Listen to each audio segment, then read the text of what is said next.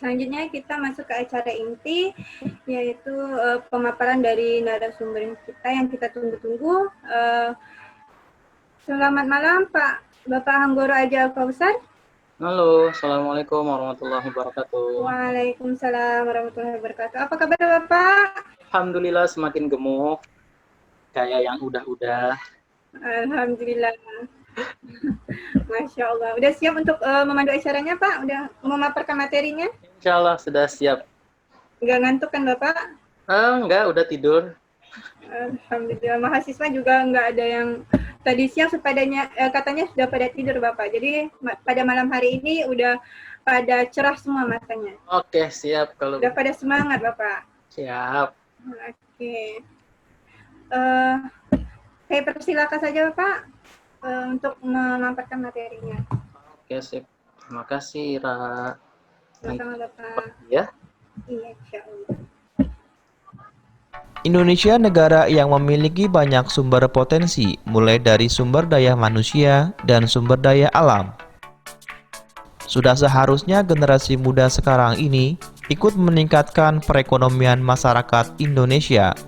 Menjadi seorang startup adalah pilihan yang paling bijak dan strategis bagi para generasi muda dalam berkontribusi dalam pembangunan perekonomian.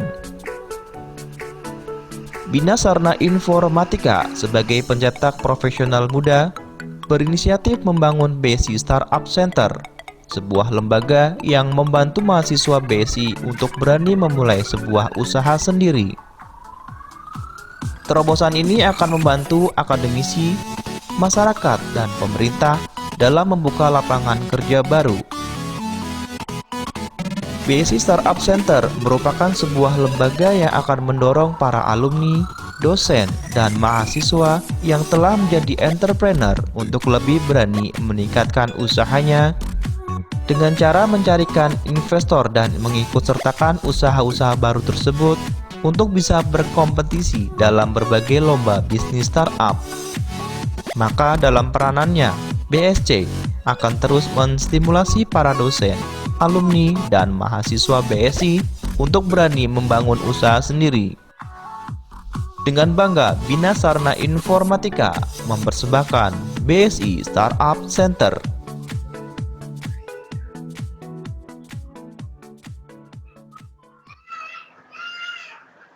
Oke. Seperti yang tadi sudah diperkenalkan oleh moderator, saya adalah Hanggoro Aji Al-Kausar. Kita kenalan dulu ya sebelum mulai acara. Kan kalau kata orang tak kenal maka tak apa gitu kan ya. Jadi kita kenalan dulu gitu ya. Saya Hanggoro Aji Al-Kausar, Kepala BSI Startup Center sehari-harinya gitu ya. Jadi selain saya mengajar sebagai seorang dosen, saya juga seorang Kepala BSI Startup Center gitu ya. Nah, selain di Startup Center, saya pun aktif di lembaga sertifikasi profesi punya BSI gitu ya. Yang pertama, saya menduduki jabatan sebagai instruktur Cisco Academy BSI. Kalian bisa cari di Google, ketik aja Hanggoro Aji Cisco gitu ya. Nama saya ntar muncul paling atas tuh.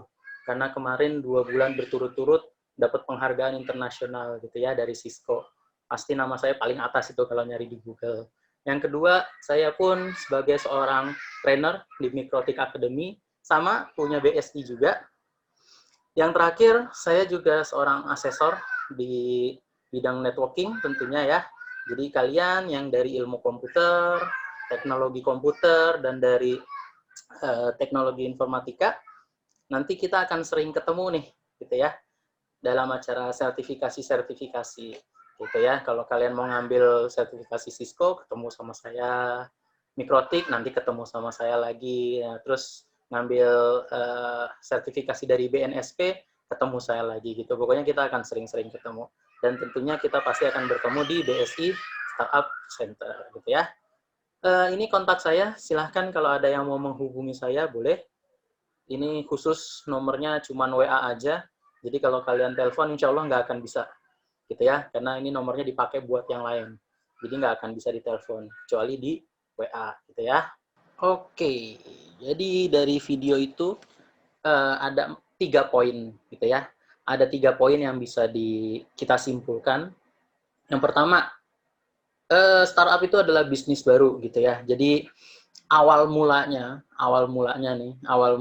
ada istilah startup itu diperuntukkan buat perusahaan-perusahaan yang baru banget berdiri gitu ya.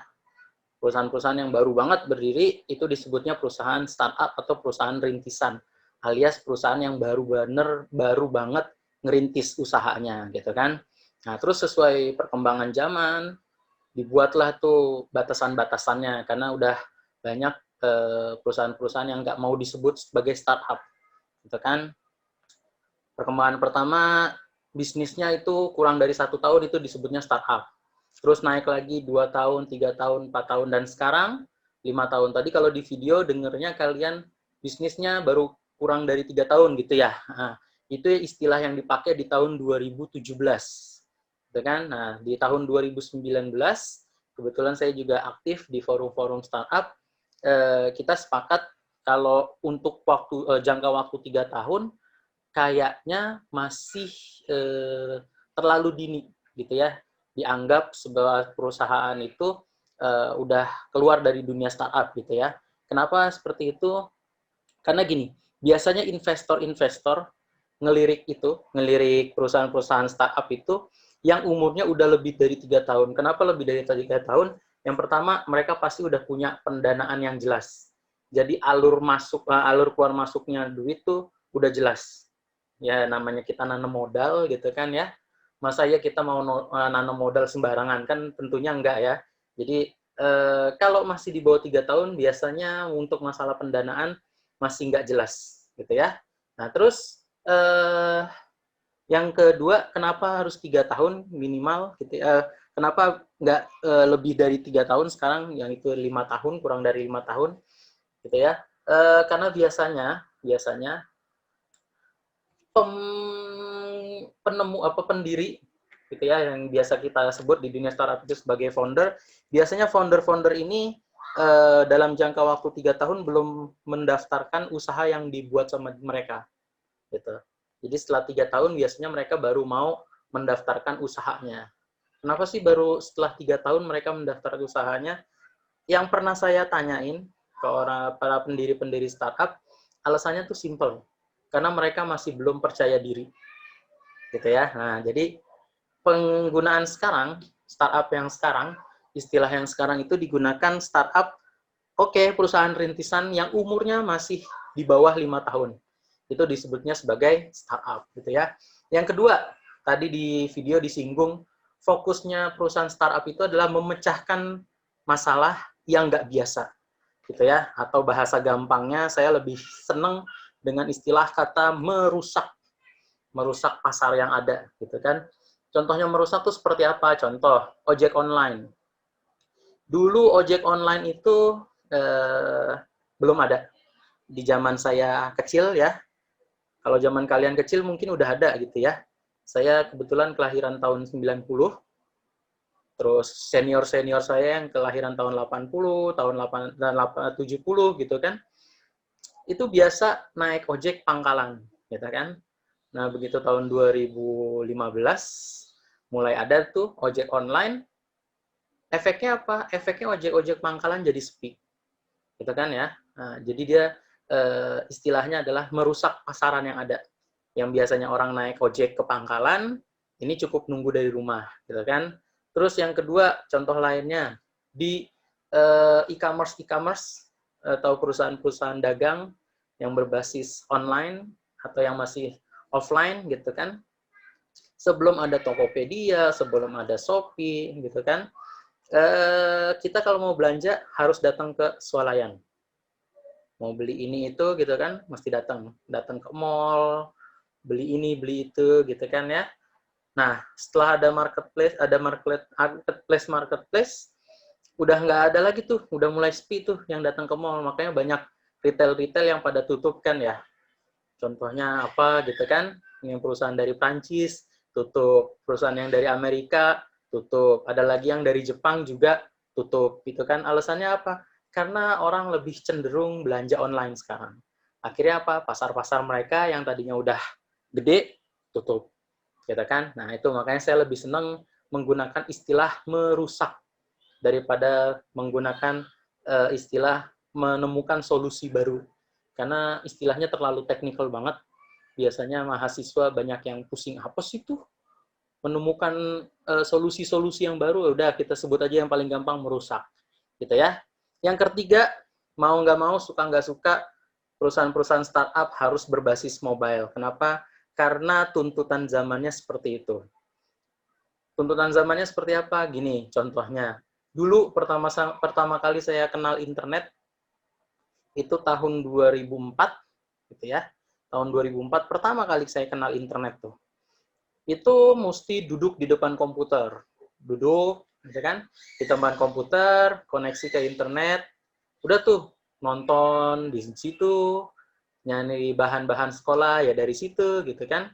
Nah, cuman sekarang perkembangan zaman, dimanapun, kapanpun, saya bisa mengakses. Yang penting saya punya jaringan internetnya, gitu ya, terkoneksi dengan jaringan internet, gitu kan. Nah, itu makanya perusahaan-perusahaan startup sekarang harus berbasis mobile. Kenapa? Kalau nggak mengikuti perkembangan zaman, otomatis dia bakalan hancur dengan sendirinya. Contoh, kalian ada baju nih yang mau dibeli, tapi di toko-toko offline nggak ada. Adanya cuma di sebuah perusahaan atau startup yang baru gitu ya, yang bergerak di bidang clothing, baju-bajuan, sablon-sablonan gitu. Kalian kalau mau mengakses ke sana, dia nggak punya aplikasi, dia punyanya website, cuman websitenya itu berupa desktop, nggak bisa diakses dari WAP atau dari handphone, dari smartphone sama sekali nggak bisa diakses. Kira-kira kalian bakalan jadi beli apa enggak? Pastinya enggak. Kenapa? Karena merepotkan. Itu ya. Iya, kalau kalian punya laptop atau punya komputer di rumah, tinggal tethering dari handphone, selesai urusan. Tapi kalau kalian nggak punya, kalian punya cuma handphone doang, gimana? Tentunya akan menghambat, gitu ya. Oke, inti dari startup sendiri terkait dengan konsep ambisi, inovasi, skalabilitas, dan pertumbuhan, gitu ya. Jadi kalau kalian mau membuat sebuah startup, ingat, kalian harus punya ambisi yang kuat untuk memecahkan masalah, kalian harus punya inovasi-inovasi atau punya solusi yang berbeda dari yang lainnya, gitu kan? Kalian punya skalabilitas, alias kalian punya punya jangkauan, kalian maunya menambah pasar-pasar yang ada di mana aja nih? Apakah cuma di sekitar tempat lahir kalian, ataukah satu Indonesia, atau satu dunia yang kalian kuasai? Nah, yang terakhir, kalian harus punya ambisi atau punya semangat untuk melakukan pertumbuhan. Jangan cuma membangun sebuah startup, ya udah sekedar bangun aja, tapi nggak ada pertumbuhannya sama sekali. Pasti langsung habis itu perusahaan yang kalian bikin. Gitu ya. Nah, ini contoh dari aplikasi-aplikasi yang sudah dibikin oleh kampus kita, Universitas Bina Sarana Informatika. Kalian masuk aja ke Google Play, terus ketikin UBSI. Nah, ini banyak banyak banget, gitu ya. Ada PMB, ada My UBSI Student, KTM, My UBSI Parent, dan yang lain-lainnya, gitu ya. Untuk mendukung kegiatan itu semua, makanya BSI Startup Center dibangun dari Yayasan Bina Sarana Informatika, yaitu mempunyai visi misi, yaitu visinya adalah membangun atmosfer startup di lingkungan BSI Group. Itu yang pertama. Untuk mendukung visi yang sudah dicanangkan dari Yayasan Bina Sarana Informatika, tentunya harus didukung oleh misi-misi. Yang pertama, misinya adalah terciptanya atmosfer startup bagi mahasiswa, alumni dan alumni BSI Group. Maksudnya seperti apa? Maksudnya gini. Jadi dulu pertama kali saya gabung di BSI, mindsetnya mahasiswa tuh dua. Satu, jadi karyawan, atau mereka bangun usaha sendiri. Kalau jadi karyawan udah jelas lah ya, kalian ngelamar kerja, diterima alhamdulillah. Kalau belum diterima ya kalian berarti belum rezekinya, harus cari yang lain. Yang kedua, kalian diajarkan untuk menjadi seorang entrepreneur, gitu kan? Nah, cuman masalahnya kalau sekedar entrepreneur aja, bisnis kalian yang nggak berkembang kemana-mana, kecuali kalau emang kalian struggle banget di bisnis itu, kalian ngotot, kalian ngoyo, terus kalian benar-benar mengembangkan usaha kalian mungkin bisa gitu ya, mengikuti perkembangan zaman. Tapi kalau kalian cuman sekedar bisnis, contoh jualan pulsa. Misalkan, saya bukan mau menjelek-jelekan yang menjual pulsa ya. Kalian menjual pulsa, apakah itu disebut sebagai seorang entrepreneur? Enggak. Kalian disebutnya sebagai pedagang pulsa, atau bahasa kasarnya tukang pulsa.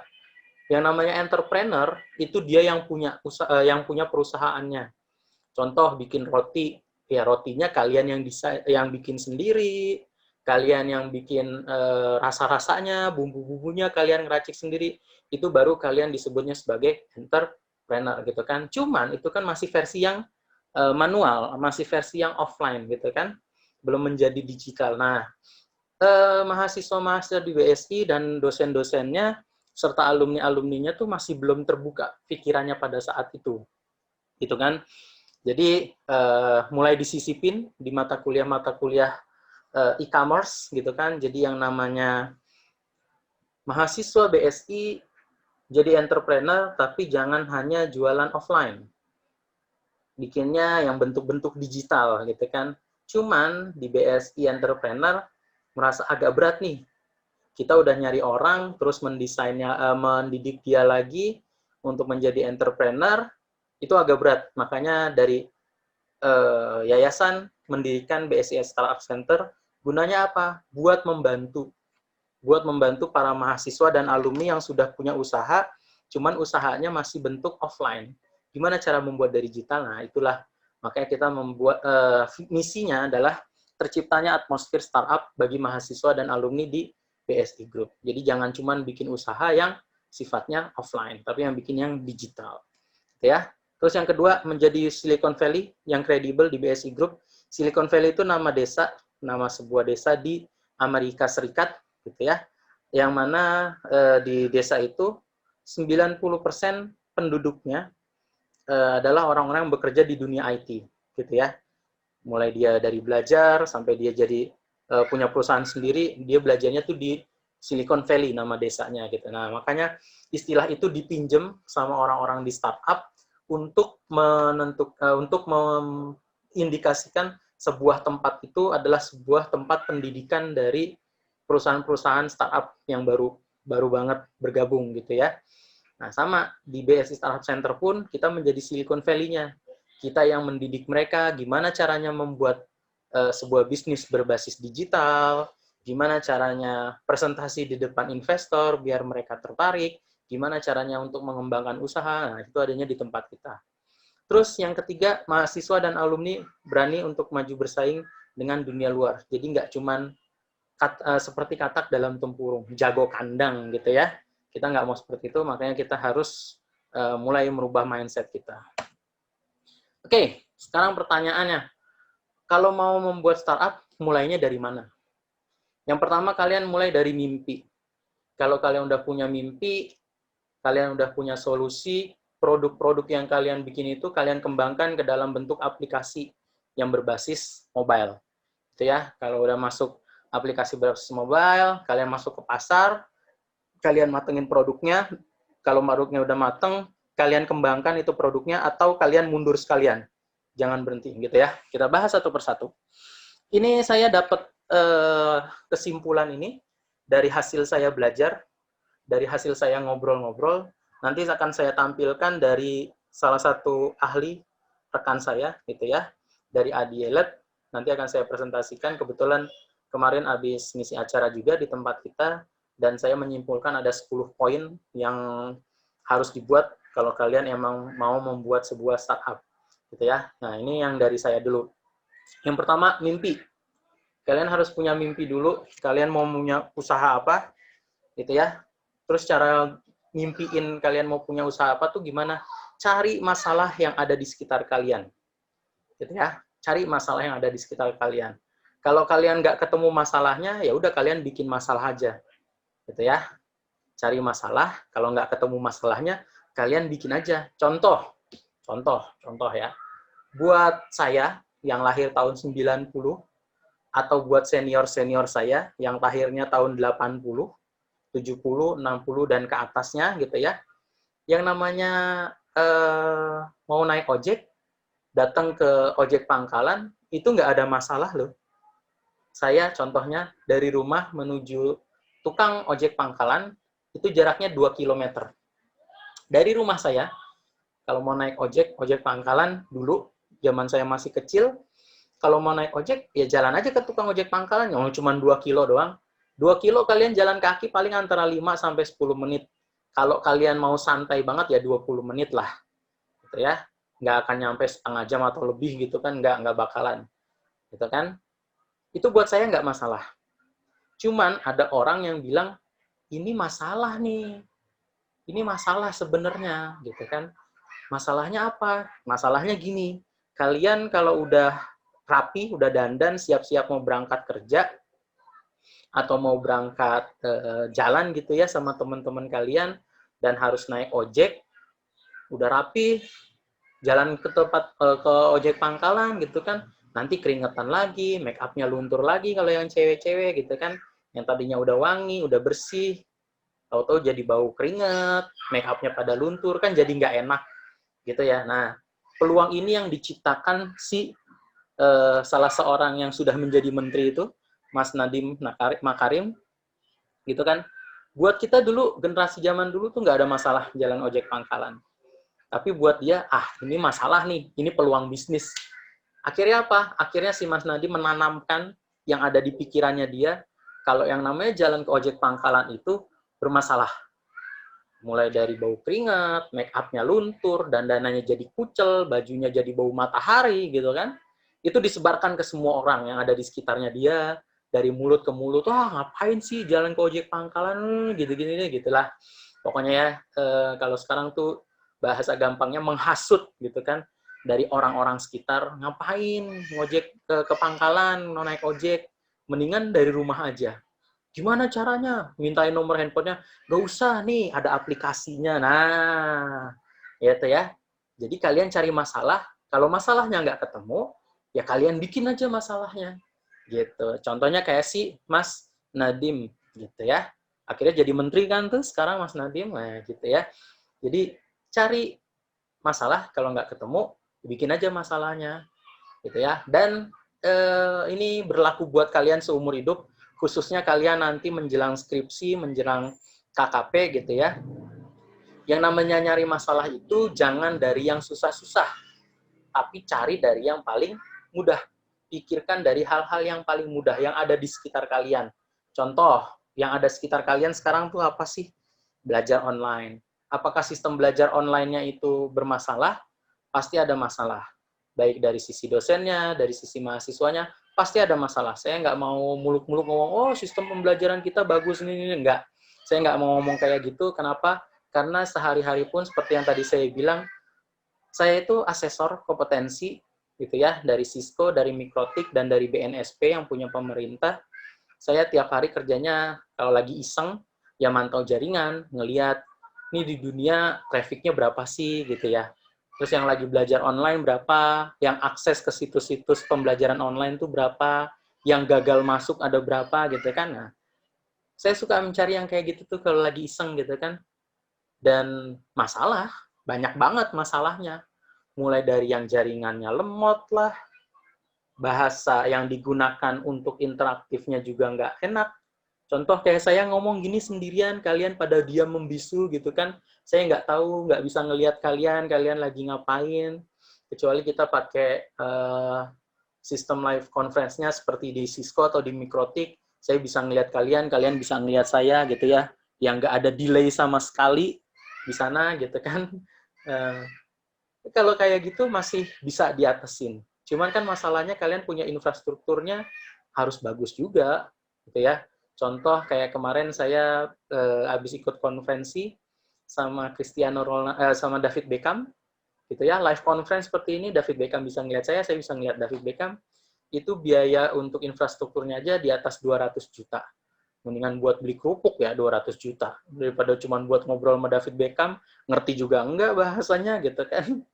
Cuman ya karena agenda tahunan dari Cisco saya ikutin. Nah, sama kayak kalian lagi belajar online, kalian infrastrukturnya nggak punya nih. Kalian nggak memadai resource yang kalian punya. Kalian punyanya cuma handphone. Udah gitu handphonenya, maaf, bukan mau menjelek-jelekan, handphonenya buatan Cina, gitu ya. Prosesornya yang dipakai juga lemot. orang udah pakai apa ya? Sekarang prosesor yang dipakai udah di atasnya Snapdragon ya. Kalian masih yang ada di bawahnya. Teman-temannya udah selesai ngerjain, kalian baru tahu, oh ternyata itu materi pembelajarannya loh. Temennya udah pada selesai nih, udah selesai ngerjain tugas, kalian baru ngerti, oh itu loh ternyata permasalahan. Nah, yang kayak gitu bisa kalian jadikan solusi. Ini kira-kira gimana ya solusinya? Gitu. Atau kemarin saya sempat ngobrol-ngobrol juga sama teman-teman terkait apa namanya pemilu. Lagi situasi pandemi kayak gini, tapi pemerintah mencanangkan bahwa pemilu pilkada nggak ditunda. Pokoknya tanggal 9 Desember harus tetap jalan. Gitu kan? Nah, karena saya bergeraknya di startup, terus saya juga seorang asesor kompetensi di jaringan komputer, dia nanya, kira-kira ada nggak sih solusi? Banyak. Saya jawab gitu. Banyak banget. Yang paling gampang ya pakai pemilu online. Terus mereka nanya, terus verifikasi datanya gimana ya? Saya jawablah ke mereka, gimana cara verifikasi datanya, dimulainya dari mana? Saya jabarkan dari A sampai Z gitu kan. Ya adalah pokoknya masalah nanti kalian nyontek ide saya gitu kan, saya jadi nggak bisa ngembangin ide saya ya. Pokoknya adalah masalah tentang verifikasi datanya, terus sistemnya seperti apa gitu udah ada. Semuanya udah ada di pikiran saya, teman-temannya juga udah bilang iya bisa gitu kan. Nah, sama kalian juga bisa bikin solusi-solusi yang seperti itu. Jadi cari yang di sekitar kalian. Atau kalian misalkan sudah punya anak, kalian harus kerja juga, terus anak kalian harus belajar online juga. Ini gimana nih caranya? Biar kalian bisa mantau anak kalian, terus kalian juga bisa sambil kerja gitu kan.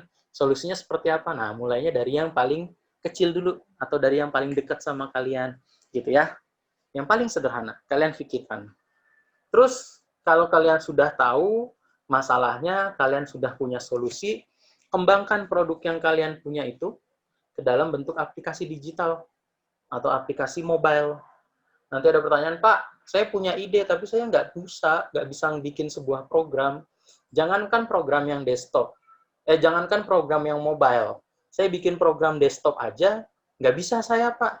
Caranya gimana? Cari temen. Nah, mosok sih seumur hidup kalian bergaul cuman sama itu-itu aja? Pasti ada dong teman kalian dari latar belakangnya IT gitu kan, yang emang dari kecil seneng program gitu kan, pasti ada. Nggak mungkin kalian berkelut di dunianya itu-itu aja. Contoh saya, sehari-hari emang kerjanya di bidang IT. Nyelesain masalahnya ya di jaringan komputer gitu kan. Ngajarnya ya di jaringan komputer. Coba tanya di Ira. Ira kebetulan staff saya di kampus gitu kan. Tanya sama dia. Saya kalau ngobrol tuh bangsanya sama pilot. Iya, beneran. Saya kalau pilot gitu kan, terus sama orang-orang, pokoknya yang di luar dunia IT. Saya malas kalau ngomong sama orang-orang yang berkutat di dunia yang sama kayak saya. Kenapa? Karena pikiran saya pasti nggak bakalan berkembang. Saya nggak bakalan nemuin ide-ide baru. Makanya saya kalau ngobrol, pasti sama pilot. Entah yang pilot dari BUMN, atau pilot yang dari swasta, atau yang pilot dari luar negeri, pasti saya ngobrolnya sama mereka. Kenapa? Buat bikin ide baru. Gitu ya. Buat bikin ide, buat mencari ide-ide yang baru. Kalau lagi suntuk gitu kan, main sama anak, main sama istri, nanti ketemu nih solusinya. Oh iya, harusnya nih mahasiswa saya ajarin caranya begini loh, gitu. Ya. Jadi kalian harus bergaul sama orang lain, jangan kalian bergaul sama dunia kalian aja. Biar apa? Biar kalian bisa menanamkan atau bisa mengembangkan sebuah tim. Gitu ya. Kalian nggak bisa bikin program, ya udah, cari orang yang bisa, gitu. Kayak saya nih, saya nggak bisa yang namanya bikin PowerPoint bagus kayak gini nih. Sama sekali nggak bisa. Ini hasil saya belajar sama teman saya, gimana cara bikin PowerPoint yang bagus, gitu ya. Bikin efeknya seperti apa. Saya editing video juga belajarnya sama teman saya, gitu kan. Bukan dari diri saya pribadi, gitu. Terus, kalau kalian udah punya aplikasinya yang berbasis mobile, kalian coba tes dulu. Ibaratnya kalian bikin sebuah makanan nih, sebelum kalian jual, kalian cobain dulu tuh ke orang-orang sekitar, ke tetangga, ke anak, ke istri, ke orang tua gitu kan. Kira-kira rasanya kayak gimana. Nah, sama di program pun seperti itu. Kalau yang kalian seneng ngoprek dunia digital gitu ya, dunia software, pasti tahu ada produk yang namanya produk beta, alias produk coba-coba. Gitu kan, sampai sekelas Microsoft pun masih mengeluarkan produk betanya kalau dia mau mengeluarkan sebuah produk yang baru. Tujuannya apa? Tujuannya buat ngeliat ini pasar maunya tuh seperti apa sih? Pengennya tuh kayak gimana? Jangan sampai kalian bikin program menurut kalian udah bagus terus kalian langsung lempar ke pasar. Oh, itu paling nggak bagus tuh. Program yang kayak gitu udah paling jelek dah pokoknya sedunia. Gitu ya. Kalian harus ngetes dulu ke orang-orang, kira-kira orang itu butuhnya seperti apa sih? Kalian bikin tentang program aplikasi absen online gitu misalkan. Kalian tes dulu ke orang-orang sekitar kalian, nih saya punya program. Kalian jangan bilang, ini programnya dites dulu ya, jangan bilang kayak gitu. Kalian bilang aja, nih coba tolong dinilai program ini yang jelek apanya, yang kurang apanya, sistem keamanannya atau apanya. Nah, sama, pada saat kalian membuat sebuah perusahaan startup, gitu ya, terus kalian mengembangkan produknya di dunia mobile, kalian mengembangkan produknya di dunia digital, kalian tes dulu ke pasar. Kira-kira apa nih yang kurang? Oke, ternyata ada beberapa yang kurang, kalian matengin tuh produknya. Yang masalah-masalah, kalian perbaikin permasalahannya. Kalau ada lubang keamanan, ya lubangnya kalian tambel gitu kan. Kalau nggak bisa 100% ditambel, ya minimal 90% itu nggak ada yang keluar, datanya nggak ada yang bocor. Gitu ya. Kalian tambel, pokoknya kalian perbaiki sebaik-baiknya gitu kan. Kalau udah menurut kalian sudah sesuai dengan permintaan pasar, jangan langsung kalian lempar ke pasar lagi. Jangan langsung kalian publish gitu ya. Kalian tetap keluarin versi betanya dulu. Selama 2 atau 3 kali. Kalau kalian sudah merasa puas dengan hasilnya gitu ya, dan dari customer atau dari orang-orang yang kalian uji coba sudah nggak ada catatan yang terlalu berarti menurut kalian, ya baru kalian lemparkan ke pasar beneran. Kalian lemparkan ke dunia global, gitu kan? Kalau udah, nah baru tuh nanti ketika dilempar ke dunia global, di dunia global pasti bakalan ada permasalahan lagi. Yang namanya maling di komplek sama maling di sana kan beda ya. Kalau yang di komplek ya keahliannya cuma gitu-gitu doang. Cuman kalau maling yang biasa ngebobol bank, oh itu kan punya keahlian yang lebih. Nah sama produk kalian pun seperti itu. Kalau kalian masarin ke orang-orang sekitar, pasti ya cuma gitu-gitu aja permasalahannya. Begitu kalian lempar ke dunia luar, baru tahu. Oh ya ternyata bermasalahan di sini. Gitu ya. Makanya catatan terakhir saya bilang, kembangkan atau mundur sekalian. Kalian udah dapet nih permasalahannya dari dunia global. Kalian udah perbaikin. Terus kalian lempar ke pasar. Ternyata masih bermasalah juga. Kalau kalian emang niat di dunia startup, kalian kembangin, kalian perbaikin, atau mundur sekalian, gitu ya. Atau bisa juga dibilang, oke, dari pasar udah sama sekali nggak ada keluhan apa-apa nih. Program kalian atau produk kalian tuh udah laku di pasaran. Cuman nanti kalian jangan cuma berhenti di situ aja. Kita ambil contoh dari marketplace yang ada atau dari ojek online yang ada. Dulu waktu ojek online itu mulai muncul, dia cuman ngojek biasa, gitu ya, ojek motor atau ojek mobil, cuman begitu aja, gitu kan. Cuman coba kalian lihat sekarang, udah mulai tuh yang namanya nganterin paket, beli makanan, buat bersih-bersih, gitu kan ya. Ada juga buat yang lain-lainnya, gitu kan. Ada yang pijet dan yang lain-lainnya, atau tukang ojeknya disuruh belanja, gitu kan. Itu udah bisa. Atau kita ngeliat dari sisi marketplace. Dulu yang dijual cuma produk-produk tertentu. Kayak Tokopedia, saya ingat banget. Tokopedia pertama kali muncul, dia cuma ngejual barang-barang elektronik yang berhubungan sama komputer dan handphone. Pertama kali keluar itu yang dijual. Coba lihat sekarang. Kalian bisa bayar BPJS dari sana, kalian bisa beli pulsa telepon dari sana, paket data internet dari sana, terus kalian juga bisa bayar ini itu dari sana, gitu kan ya. Nah, jadi kayak gitu. Jangan cuma stuck doang. Bayangin kalau si ojek online ini yang punya si Mas Nadim, Gojek gitu ya, dia bener-bener cuman ngojek doang. Cuman ojek motor sama ojek mobil. Kira-kira kalau sekarang masih ada nggak? Pasti nggak bakalan ada. Kenapa? Karena orang-orang bakalan milih ke produk yang sebelah.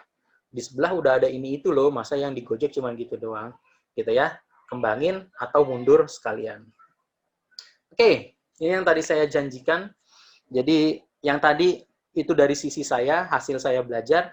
Nah ini yang dari sisi ahlinya. Namanya Mas Jeffrey Pratama. Beliau adalah GM, General Manager di Investment and Portfolio Management UGM Idea Lab. Gitu ya. Kalian bisa search namanya di Google, nanti keluar. Orangnya seperti ini, gede, badannya gede, sama kayak saya juga. Cuman bedanya dia rambutnya banyakan, kalau saya sudah terkikis oleh waktu gitu ya. Oke, kita lihat apa aja sih 10 tipsnya di saat pandemi seperti saat ini. Yang pertama, company purpose. Gitu ya. Untuk mencapai company purpose atau perusahaan yang struggle gitu ya, yang udah nggak bakalan goyah lagi, diterjang sama angin gitu kan. Kalian harus punya latar belakang visi dan misi usaha yang kuat. Kalian punya masalah, tadi kan saya bilang ya, cari masalah, kalau nggak bisa, kalau nggak ketemu masalahnya, ya kalian bikin aja masalahnya. Nah, dari masalah itu yang akan menjadikan atau membuat sebuah latar belakang kalian mendirikan sebuah perusahaan. Gitu ya. Latar belakangnya udah kuat, terus didukung sama visi dan misi. Oh, itu digempur dari kanan kiri juga nggak bakalan goyang dia. Kemungkinannya kecil, bukan nggak bakalan goyang. Kemungkinannya sangat kecil. Kenapa? Kalian udah tahu. Ini kalau ada masalah kayak gini, ada masalah nih di sini, dihantam dari A, kalian udah tahu nih pertahanannya, dari sisi A tuh apa. Dari mana mempertahankannya? Dari visi misi yang kalian ciptakan. Kalau belum apa-apa, visi misinya udah mencela-mencele, udah nggak jelas, jangan berharap perusahaan kalian akan kuat. Gitu ya. Caranya gimana sih? Caranya adalah dengan terus menciptakan masalah-masalah yang ada. Gitu ya. Contoh kayak tadi ojek online. Yang namanya bersih-bersih rumah, nyari pembantu bayarannya mahal loh. Mendingan pakai aplikasi dari saya. Murah kok, sejamnya cuma sekian gitu ya. Padahal kalau kita hitung, kosnya ya sama aja, segitu-gitu juga kalau dihitung per bulan gitu kan. Nah, caranya seperti itu gitu ya. Jadi kalian udah temu nih, ada masalahnya. Masalahnya tuh ngojek ke pangkalan, repot gitu kan. Itu jangan berhenti di situ aja. Tapi kalian matangin lagi, kalian gali lagi, kira-kira apa nih yang bisa dikembangin. Seperti itu, kira-kira ya. Biar apa? Biar perusahaan kalian itu struggle. Yang kedua, problem. Karena masih berhubungan dengan poin yang pertama tadi, problemnya ini harus kalian terus suarakan ke orang-orang. Biar apa? Biar lama-lama mindset-nya itu tertanam. Oh iya loh, ternyata kalau jalan ke mall, lagi situasi kayak gini tuh nggak enak, nggak bagus. Kalian berangkat sehat, bisa aja pulangnya sakit. Ya udah, mendingan belanja online aja, gitu kan. Atau, oh iya bener loh, ternyata kalau jalan ke tukang ojek, sama kayak saya waktu kecil, saya pikir kalau jalan ke tukang ojek tuh nggak ada masalah. Sampai saya kuliah pun, pulang dari pangkalan, ojek, ke rumah itu jalan kaki, kurang lebih jaraknya 4 kilo, itu nggak ada masalah kok. Badan saya dulu lebih gede dari ini, itu nggak ada masalah. Gitu ya. Tapi sekarang kok jadi masalah buat saya. Kenapa? Karena sudah tertanam masalah yang diciptakan si Mas Nadim itu, sudah tertanam di dalam otak saya. Oh iya, ternyata jalan ke tukang ojek itu bermasalah. Seperti itu, gitu ya. Jadi problemnya harus kalian ulang-ulang, biar masalah itu akan jadi masalah semua orang. Gitu ya. Terus kalian ciptakan solusinya yang terbaik. Jangan cuman kalian bikin masalah doang, tapi kalian nggak ngasih solusi.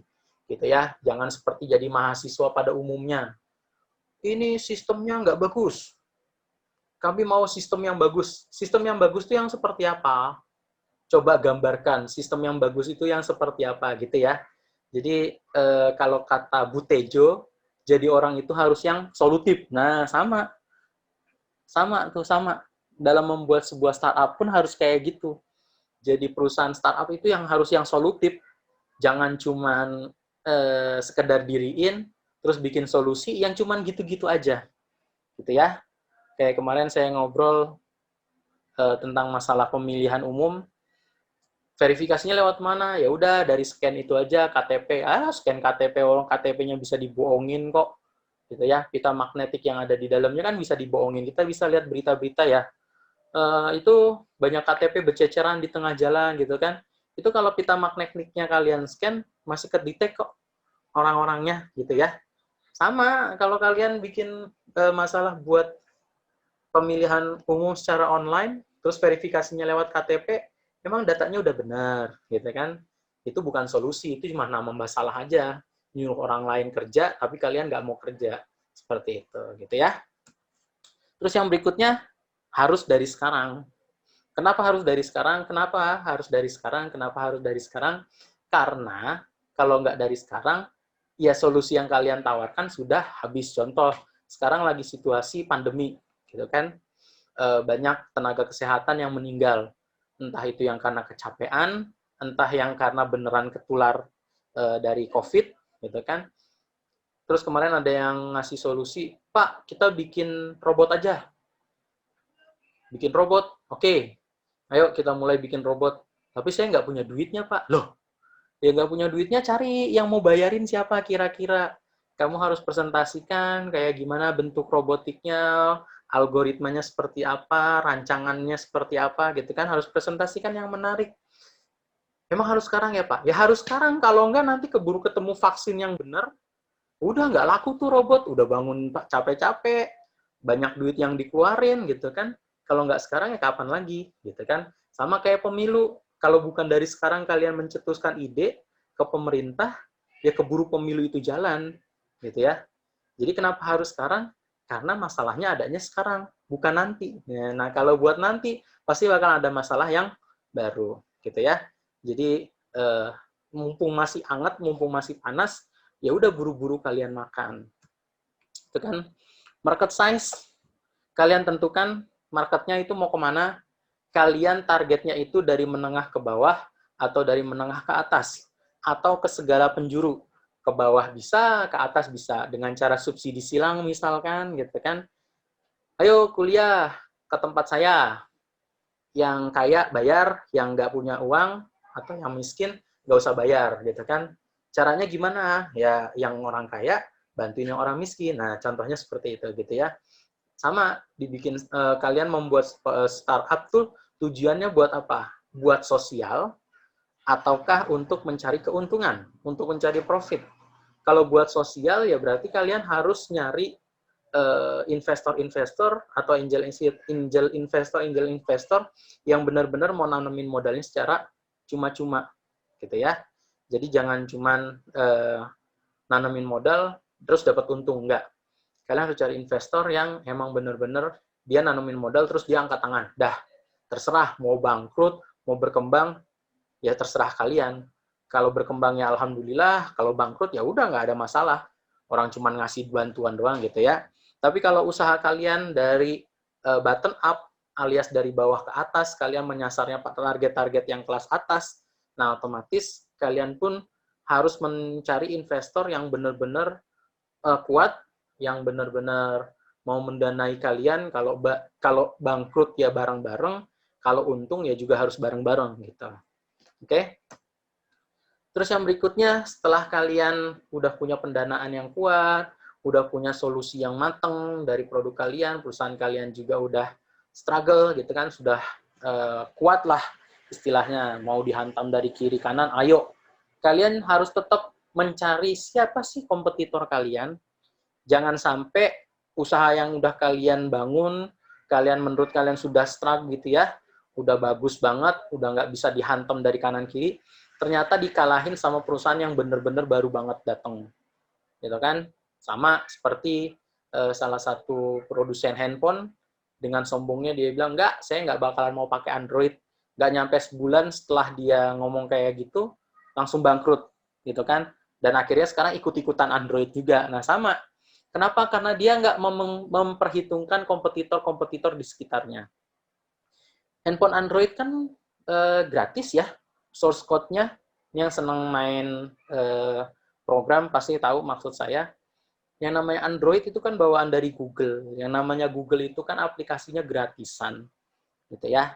Sedangkan yang produsen handphone yang bangkrut itu, yang sekarang mulai berdiri lagi, itu kan semuanya serba bayar. Symbian itu bayar loh, Java itu bayar loh, gitu kan. Program itu berbayar. Tapi kalau Android kan gratisan. Coba lihat, dia yang udah kaya banget, tahu-tahu hancur gara-gara program gratisan. Gitu kan? Nah, jangan sampai kalian seperti itu. Menurut kalian udah struggle banget nih perusahaannya, startupnya udah bagus banget, pendanaannya per tahunnya udah lebih dari 10M gitu kan. Tahu-tahu ada perusahaan baru, karena kalian nggak memperhitungkan kompetitor, tahu-tahu terjun bebas. Yang tadinya MM-an, sekarang Rp1.000 pun kalian nggak bisa mengumpulkan dalam setahun. Gitu kan, dipakai buat bayar utang lah, buat bayar ini itu, gitu kan. Akhirnya usaha kalian bangkrut. Sekelas Gojek, sekelas Uber, ataupun sekelas Grab, sampai sekarang mereka masih nanemin mata-mata ke perusahaan-perusahaan saingannya, gitu ya. Saya ngomong kayak gini karena saya punya rekan juga dari Uber, asosiasi dia itu ketua administrasinya Google di Asia Pasifik, ketua administrasinya Grab di Asia Pasifik, namanya Mas Rifki, gitu ya. Jarang banget pulang ke Indonesia, stay-nya sekarang di Singapura setiap hari. Datang ke Indonesia kalau lagi kangen sama ibunya doang, gitu kan. Kalau lagi pandemi gini kayaknya nggak pulang-pulang tuh dia, ngetem di sana. Dia selalu nyebar anak buahnya masuk ke perusahaan-perusahaan saingannya, gitu ya.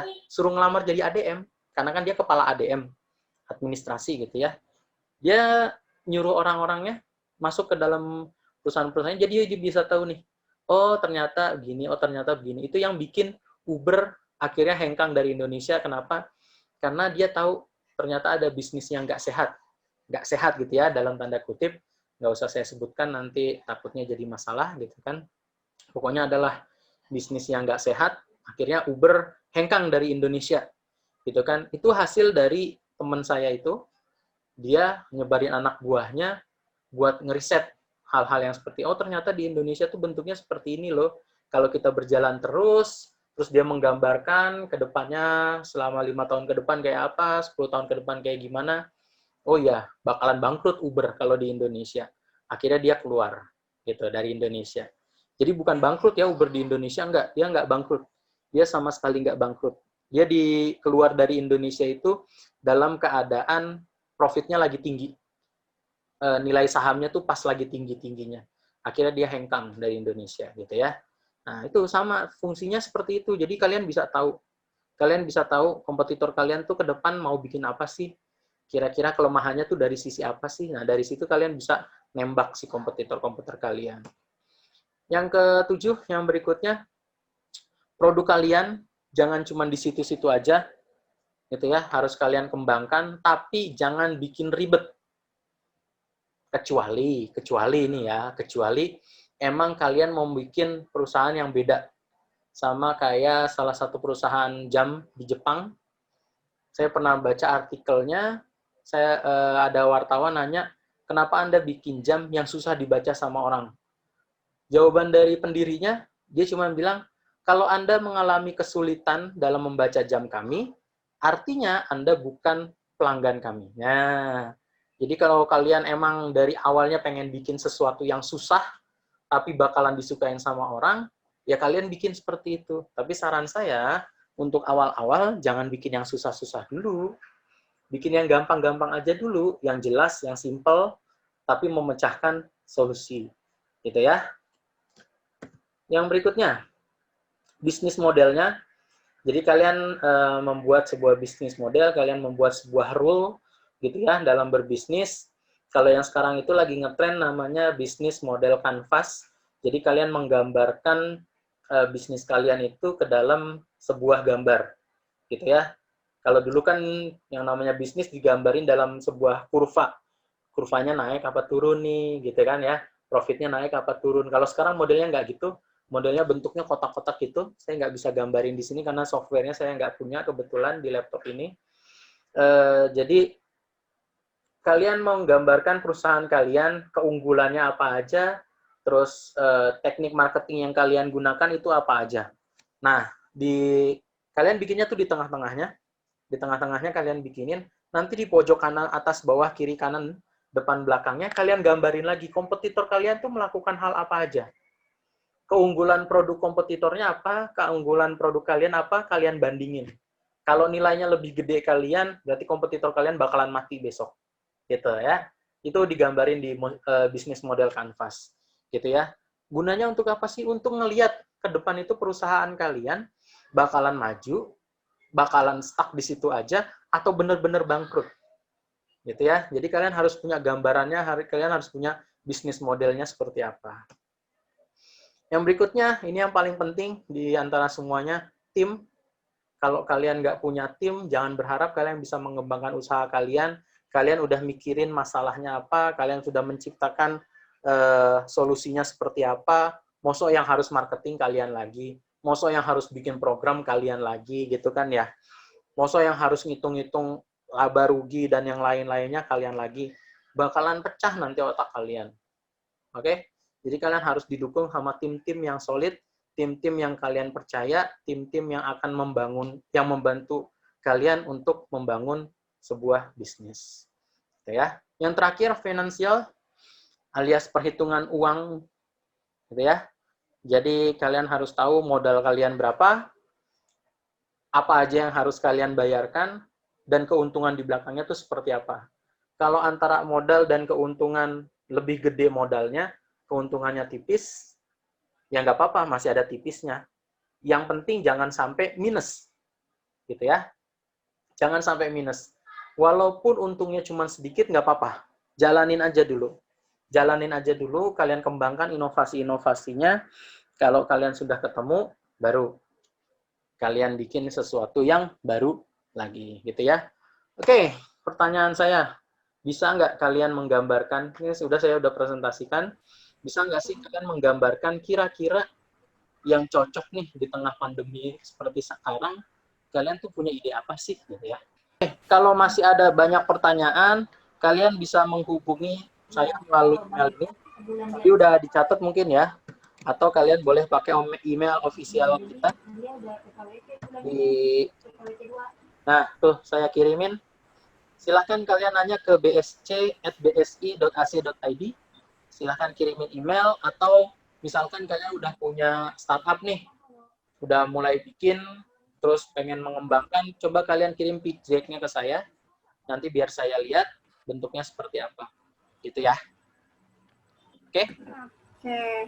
Nah, terima kasih Bapak atas jawaban dan pemaparan materi yang sangat luar biasa pada malam hari ini. Semoga materi yang Bapak sampaikan bisa memotivasi untuk teman-teman ke depannya startup gimana. Apalagi di saat sekarang masa pandemi.